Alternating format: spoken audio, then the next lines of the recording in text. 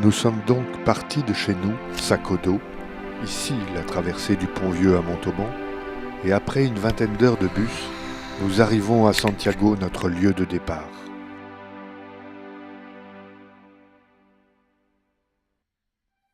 Après avoir mis le pied sur le point zéro, nous entamons notre périple.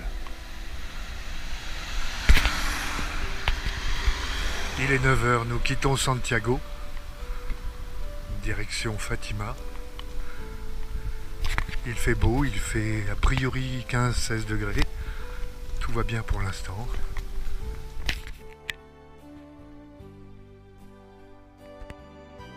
Jusqu'à Fatima, 480 km. Le chemin portugais pour rejoindre Saint-Jacques-de-Compostelle s'appelle la voie Lusitana. En fait, nous marchons souvent sur des routes, petites ou grandes.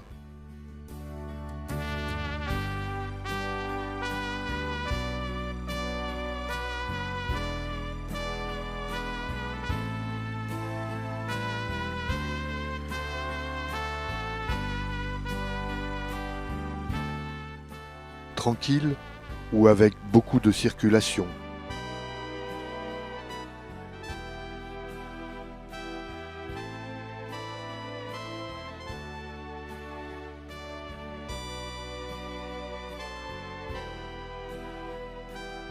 Goudronné ou souvent pavé, parfois austère, sans trottoir.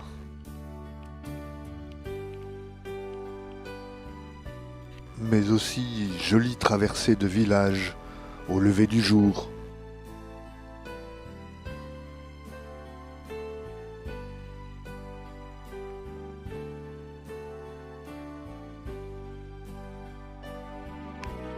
Ici, la traversée du fleuve Minho, entre Tui en Espagne et Valença au Portugal.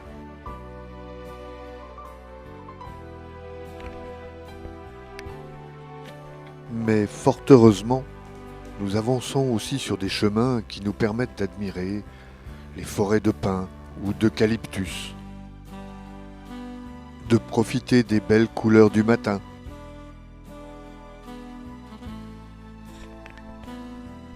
Ou du milieu de journée.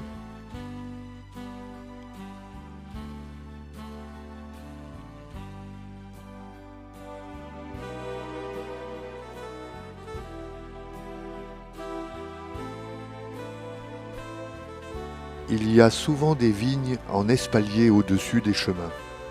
Elles nous font une ombre fort appréciée.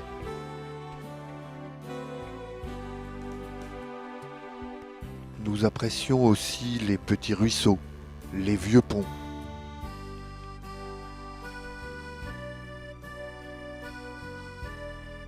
Pendant plusieurs jours, nous suivons une ancienne voie romaine. La taille des pierres est impressionnante. On remarque la trace des roues de chariot. Et il n'est pas toujours aisé d'avancer sur ces blocs.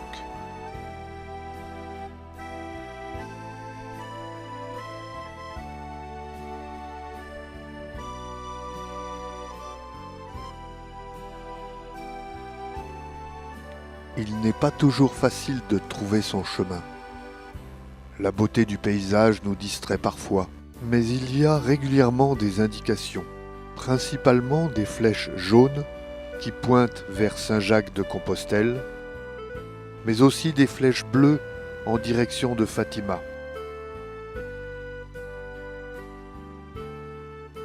Nous trouvons aussi des bornes, des panneaux qui nous indiquent la route à suivre. Chaque jour, en plus de la nature, nous découvrons des spécificités locales. En Galice, les cercueils ne sont pas enterrés, mais rangés dans des alvéoles. Les greniers à grains ont une forme bien particulière. Au Portugal, les maisons sont souvent entièrement recouvertes de carrelage.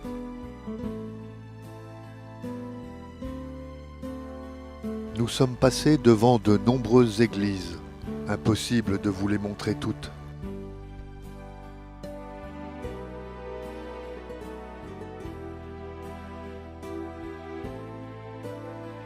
Nous avons traversé de nombreuses villes et villages, avec quelques étapes importantes. La première est Padrone, où la barque transportant le corps de Saint Jacques a échoué. La pierre qui a servi à l'amarrer est actuellement sous l'autel de l'église. Et la charrette qui a servi à transporter le corps jusqu'au Campo de Compostela, c'est-à-dire le champ de l'étoile, est symbolisée non loin de là. 12e étape, Porto, bien connu pour son vin. Le raisin qui donne le vin de Porto est produit à une centaine de kilomètres en amont, dans la haute vallée du Douro, et descend avec ses bateaux, les barcos rabelos, voiliers à fond plat, seuls capables de descendre le Douro jusqu'aux caves de Villanova de Gaia, faubourg de Porto, dont la fraîcheur était propice au vieillissement du vin. Nous sommes le 13 août 2016. Il y a beaucoup de monde. À ne pas rater à Porto, la gare de São Bento et ses azulejos remarquables.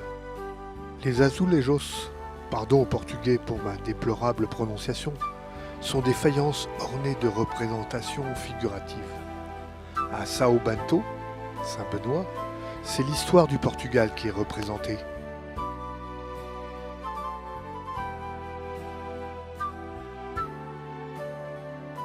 Nous avons eu aussi l'occasion de croiser un tramway bien sympathique.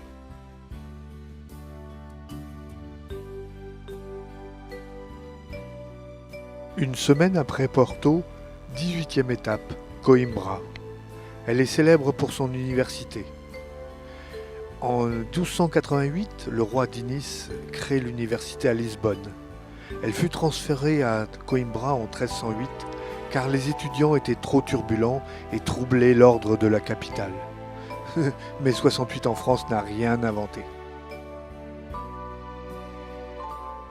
Ici aussi, au hasard des rues, de très beaux azulejos. Bien sûr, nous n'avons pas marché jour et nuit.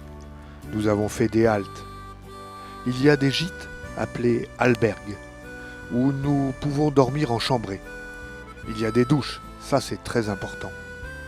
Et en général une cuisine où nous pouvons préparer nos repas. Il y a aussi les pensaons, petits hôtels, où pour une somme modique, nous avons accès à une chambre au charme désuet. Et puis, il y a les bomberos, les pompiers. Chaque caserne a une petite pièce prévue pour accueillir les pèlerins. C'est en général spartiate, mais largement suffisant. À Ancia, nous avons même pu faire sécher nos vêtements dans leur tour d'entraînement. Chaque soir, le même rituel. Après la douche et le lavage des vêtements du jour, nous soignons les pieds. C'est si important. Mais avant tout cela, il faut reprendre des forces. Au Portugal, les restaurants sont si accueillants et si économiques qu'ils dissuadent de préparer soi-même son repas. Nous trouvons donc facilement à nous restaurer, sans oublier le pichet de vin et la pinte de bière. Mais nous sommes là pour marcher, alors marchons. À part 2 jours de forte chaleur, c'est-à-dire plus de 40 degrés, nous avons eu tous les temps. Nous avons eu de la pluie, parfois du crachin, parfois des pluies beaucoup plus fortes. Nous avons eu de la brume, du brouillard, quelquefois persistant.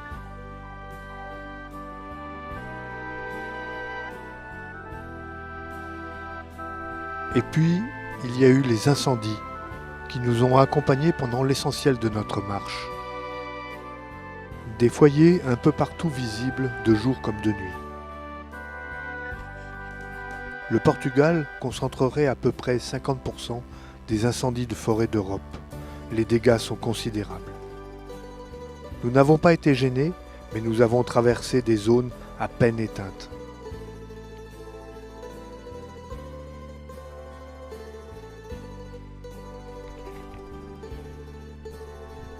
Bien sûr, nous n'étions pas seuls sur le chemin. Nous avons croisé de nombreux pèlerins se dirigeant vers Compostelle, surtout les premiers jours. Ils circulent isolés ou en groupe.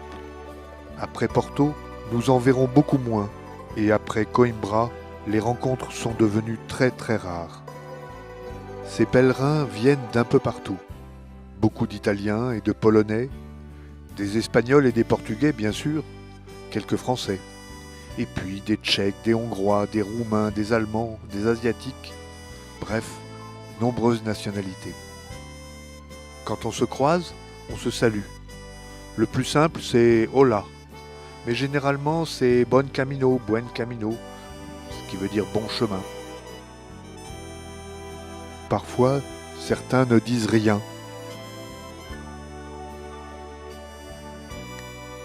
D'autres nous snobent vraiment. Quelquefois, nous nous sommes arrêtés pour discuter quelques minutes, comme avec ce jeune couple dont le chien portait lui-même sa nourriture.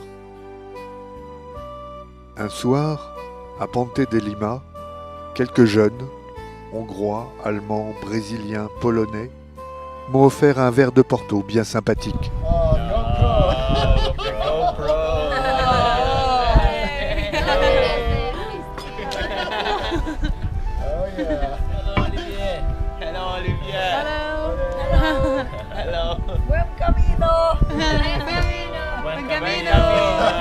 Okay, now look at the fire.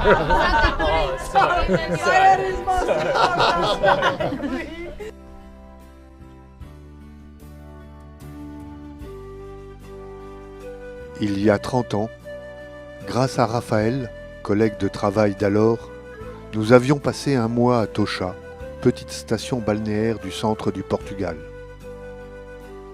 Avec Gabriela, sa femme, avec ses beaux-parents César et Guida, ils nous avaient accueillis comme seuls les Portugais savent faire. «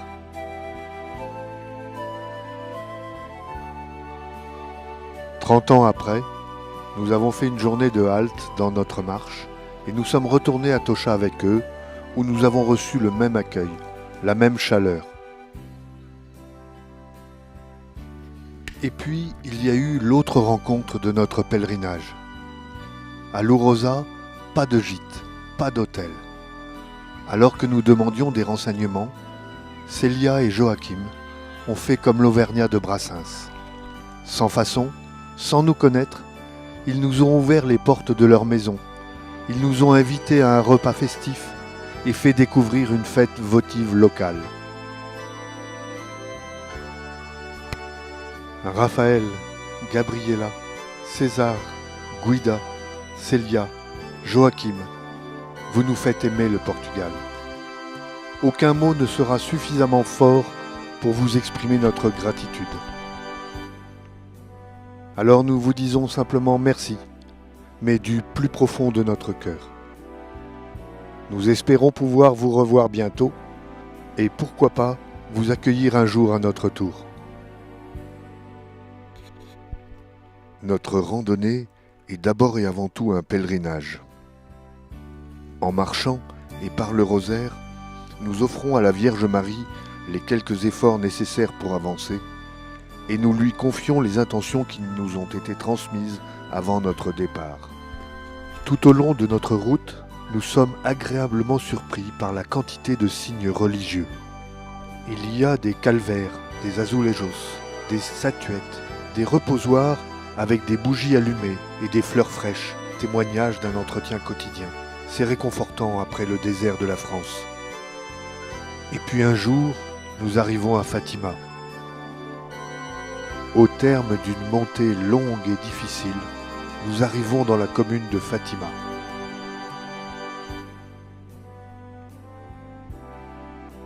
Puis après encore quelques kilomètres, apparaît le clocher de la basilique.